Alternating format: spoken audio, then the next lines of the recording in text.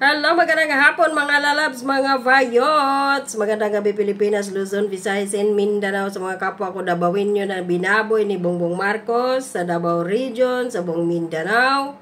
Mega love shoutout po sa inyong lahat. Magandang gabi.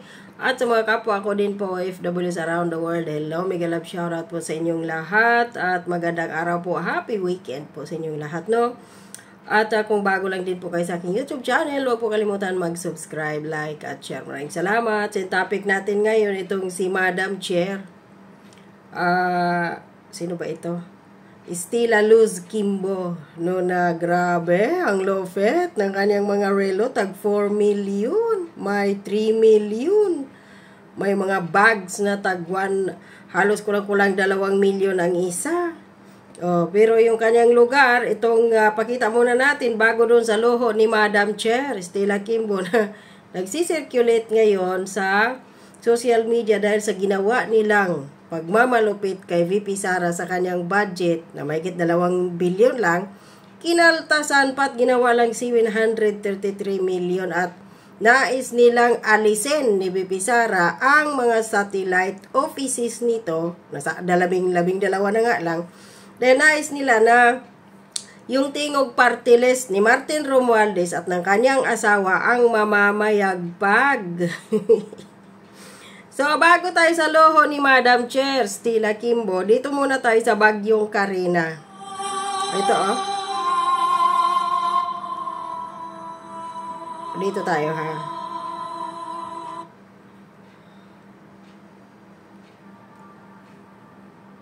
Bakit maliwanag? Sandali.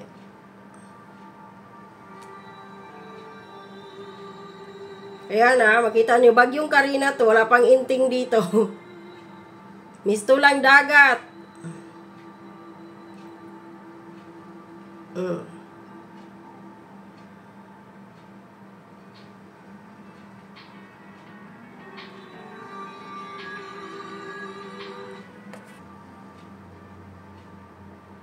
Yun yung Marikina, ha?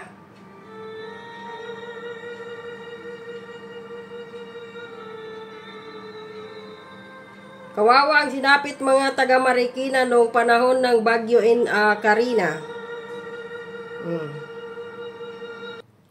So, habang yung taga Marikina, lalo na dyan sa distrito ni Madam Chair, Estila Kimbo Pols, or ano ba tawag dito? Kimbodol. Nambubodol sa kanyang mga nasasakupan sa Marikina. Habang binabaha, saan ang flood control? Saan yung pira dyan? Tapos, yung kanilang madam, si Madam Chair, Estila Kimbo, may Rolex.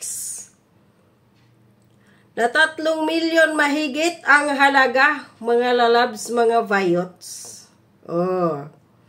Hindi lang yan, ha? Tingnan mo yung mga alahas ni Madam Chair. Milyon po yan, mga pirlas.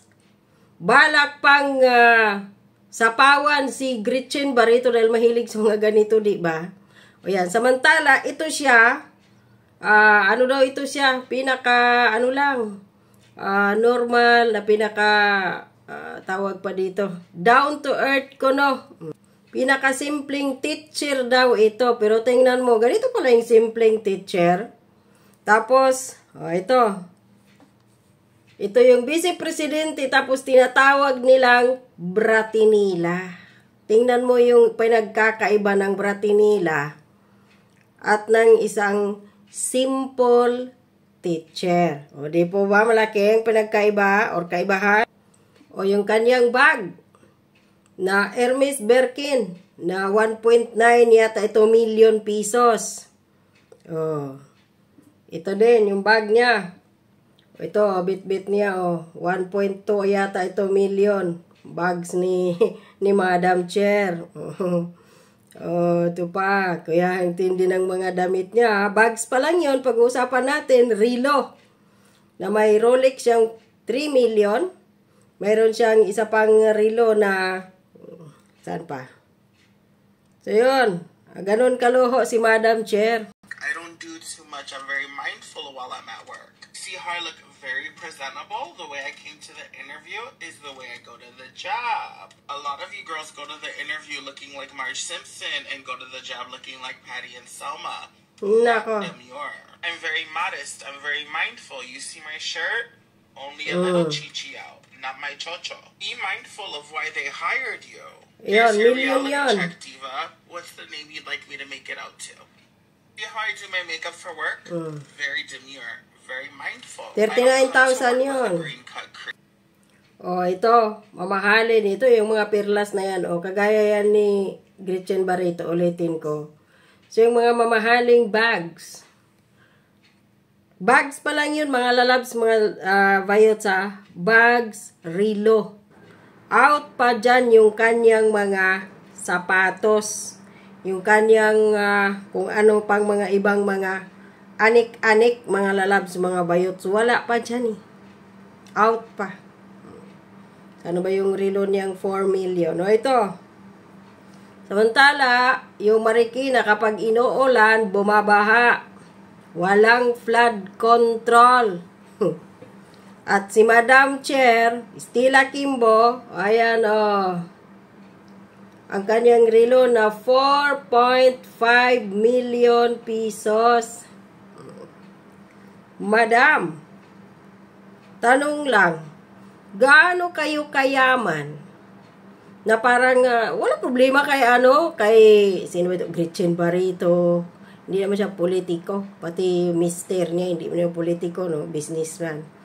Kahit pa si Manny Pacquiao, sabihin mo politiko, maraming mga mamahaling gamit. Si Jinky, pinaghirapan yon ni Manny Pacquiao.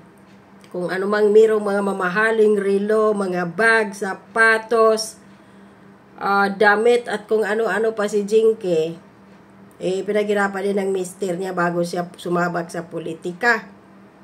Si Heart Evangelista naman ay dati ng mayaman bago pa nakapag-asawa ng politiko. Ito, si Stella Kimbo na di umano ay isa lang itong simpleng teacher. So, ganun ba kayaman si Stella Kimbo para magkaroon ng mga milyones na mga bags, relo, at kung ano-ano pa? Tanong lang po, Madam Stella, yung mga ganitong klaseng luho mo, meron ka ba nito nung ikaw ay isang simpleng teacher pa lang? Wala, of course. Hindi ka ganito ka yaman, hindi ka ganito ka sophisticada. Di po ba? Akalain mo, hoodie na lang, itong lowy na hoodie, kulang-kulang 40,000 pesos ang suot ni Madam Chair. Samantala, yung tinatawag ng bratinila at kawatan na pira ng taong bayan sa confidential funds, ito lang yung suot. Di po ba? At ito pa yung malupit. May sariling artista van ngayon, si Stella Kimbo. May mga sariling make-up artist at kung ano-ano pa. Tingnan niyo pa naman. Pupunta sa session daw siya, ha? Speaker Martin Romualdez's remarks. Sana all. Ready na ako. Pupunta na sa office for the morning session. Ready to listen to Speaker Martin Romualdez's remarks. So, ganito ka ngayon, madam. Mula sa simpleng guro, papunta sa sophisticada, ang kawatan sa pira ng taong bayan. Pagpalagay natin yung monthly salary mo is, pagpalagay na natin 500,000. Pero which is wala yun. 200 to 350,000 monthly. Yung hoodie, mabili mo pa yun dahil 40,000 yung isa. Pero yung bags mo, na Chanel, mayroon kang tawag dito, Hermes, may kung ano-ano pang ibang klase ng mga bags. Yung relo mo, na Rolex, at yung isa na 4.5 million. O nagkaroon ka ng Hermes bag na 1.9, may 1.2 million. Saan mo kinuha ang pera na pinambili mo ng luho mo kung hindi ka naman kayamanan? Pera ba yan ng taong bayan na kinokopit mo na ikaw ay kongresista or yon yung pera na suhol sa'yo ni Martin Romualdez at ni Zaldico para babuyin ang mga Duterte at kung sino-sino pa dyan pagkritiko ng administrasyon ngayon. Tanong lang naman to, Madam Stella Kimbo. Gaano ka kayaman bago ka nagiging kongresista? At saan mo kinuha ang pera na pinambibili mo ng mga luho mo? Out pa dyan yung damit mo, mga burloloy, sapatos, etc. Ulitin ko, bags pa lang yan at relo yung pinag-uusapan. Ganon kaloho ang simpleng teacher, Madam Chair, Stella Kimbo. Pakisagot lang po, Madam.